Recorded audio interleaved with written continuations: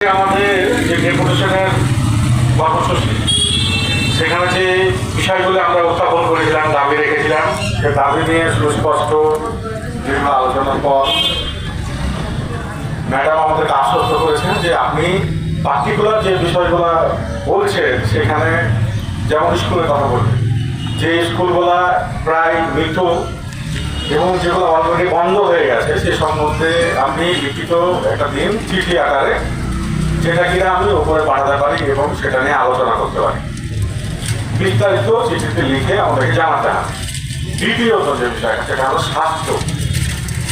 আমরা প্রাথমিক হাসপাতালের কথা বলেছি ইতিমধ্যে, সেই প্রাথমিক হাসপাতালগুলো কোনগুলা এবং সেগুলো কি অবস্থায় আছে সেই ডিটেলস এর আগে আমরা বিএমওর সাহেবের সঙ্গে দেখা করে সে বিষয়ে আমরা জেনেছি। জানার পর ম্যাডামকে জানিয়েছি এবং সেটাও তিনি আশ্বস্ত করেছেন যে বাই লেটার অর্থাৎ চিঠির মাধ্যমে তাকে জানালে তিনি অবশ্যই অপর মহলের সঙ্গে সে বিষয়ে বিস্তারিত আলোচনা রাখবেন।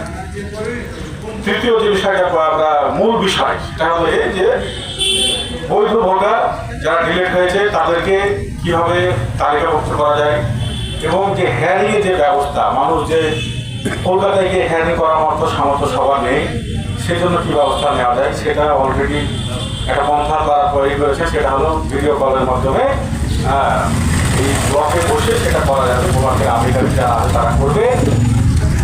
যদি কোথাও মনে হয় যে একদমই এটাকে না ডাকলে হবে না, যেক্ষেত্রে এখন খুব জটিলতা রয়েছে বিষয়টাই, সেক্ষেত্রেও তাকে ফিজিক্যালি অর্থাৎ শারীরিকভাবে সেখানে হাজির হওয়ার জন্য বলা হতে পারে। সেটা খুব কম সংখ্যক লোকের ক্ষেত্রে হবে। দেখা গেলো একদমই পিতৃ পরিচয় পাওয়া যাচ্ছে না, খুঁজে তার লিঙ্ক খুঁজে পাওয়া যাচ্ছে না, তার নামের সঙ্গে একদমই মিল নেই, আকার করে বানানোর ভুল নয়, নামটাই উল্টো পাল্টা, সেক্ষেত্রে তাকে ফিজিক্যালি হেয়ারিংয়ে যেতে হতে পারে। তাছাড়া সবার জন্য ফিজিক্যালি হেয়ারিংয়ে কলকাতা যেতে হবে না, তিনি আশ্বস্ত করেছেন। আর একটা বিষয় সেটা হবে যে রাস্তাঘাট নিয়ে আমরা বিস্তারিত বলেছি যে আমাদের রানীতলা হতে যে জিয়াগঞ্জ যাওয়ার যে রাস্তা সেটা খুবই ভঙ্গাঙ্গ অবস্থায় আছে। বরাবরের মতোই কাজ করলে দেখা গেল যে এক বছর শেষ হতে না হতে এক বর্ষা যেছেই না রাস্তাটা ভেঙে পড়ে গেছে। এই বেহাল দশা থেকে মুক্তি পেতে গেলে সেটাকে অবিলম্বে পিডাব্লিউর মাধ্যমে কাজটা করাতে হবে। পিডাব্লিউর হাতে সেই রাস্তাটা দিলে রাস্তাটা মানসম্মত রাখতে হবে যাতে লোকজন চলাফেরা করে শান্তিতে কলেজ হোক আর হসপিটাল হোক বা বিভিন্ন যাতায়াতের কাজে তারা লাগাতে পারে। এই জন্য এর মধ্যে দেখেছি আমরা যে রাস্তাটা 3টে পার্ট আছে। পঞ্চায়েত দপ্তরে আছে, কিছু পঞ্চায়েত সমিতি করে, কিছু ফিশারি ডিপার্টমেন্ট আছে তারা করে। এই প্রকারের রাস্তা মিলিত হওয়ার কারণে এই রাস্তাগুলো হয় না, বেহাল রাস্তা। ইতিমধ্যে পিডাব্লিউর সঙ্গে কথা বলে আমরা এটা জেনেছিলাম, ম্যাডামকে সে বিষয়ে আমরা জানিয়েছি। ম্যাডাম সেটা বিষয়ে আলাদা লিখিত চাইলেন। তাহলে 3টে বিষয় আমরা মূলত লিখিত আকারে ম্যাডামকে জানাবো পরের দিন। জানলে এই সমস্যার সমাধানটা সম্ভব হবে।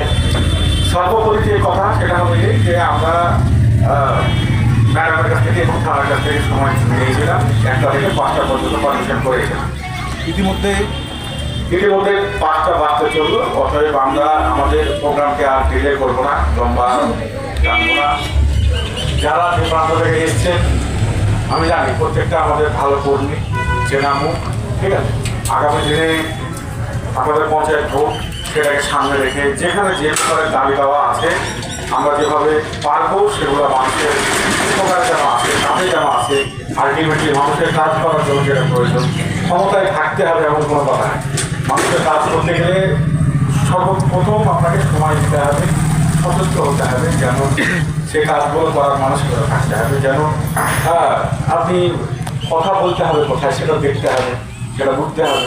শুধু জনপ্রতিনিধিরাই করবে আর আপনি বিরোধী বলে আপনি হাত ফুটে বসে থাকবেন, তা তো হয় না। বিরোধীরাই গণতন্ত্রের সবচেয়ে ভালো একটা রোল আদা করে, ভূমিকা পালন করে। সেটা হলে এই সরকারের চোখে আঙুল দিয়ে দেখিয়ে দেওয়া এই কাজটা হয়নি, এখানে এই কাজটা হওয়া দরকার এবং কেন হওয়া দরকার সেটাকে জাস্টিফাই করা, সেটাকে সরকারের চোখে আঙুল দিয়ে দেখিয়ে দেওয়া, ধরিয়ে দেওয়া ভুলটা, এটা হলো বিরোধীদের কাজ। অতএব আমরা যদি এখানে বিরোধী ভূমিকায় আছি, সামনে দিকে পঞ্চায়েত সমিতি আমাদের দখলে আসবে, এটা আমরা আশা রাখছি। কাজ করতে গেলে মানুষের পাশে দাঁড়াতে হলে সে মানসিকতা তৈরি করুন, মানুষের পাশে দাঁড়ান, নিশ্চয়ই মানুষ আমাদের পাশে দাঁড়াবে। অতএব আজকে যে আমার ডেকোরেশনের কর্মসূচি আমি এখানে কর্মসূচি শেষ ঘোষণা করছি। আশা করছি আপনারা পাশে থাকবেন, ভালো থাকবেন, ভালো রাখবেন।